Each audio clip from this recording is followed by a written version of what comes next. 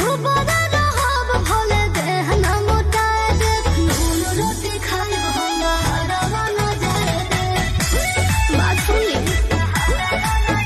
हरे नून रोटी खाए भंगा हरवा न जाए दे दिलवा में रहब न केहू के समाए दे दिलवा में रहब न केहू के समाए दे नून रोटी खाए भंगा हरवा न जाए दे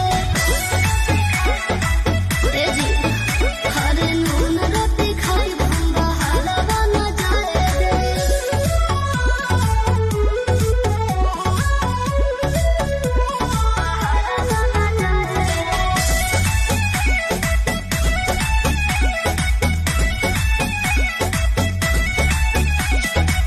गहुआ में छोटा मोटा काम करो हो पेट भर भर के तो दाम भरो हो ए राजा सुनो तोहरा बिना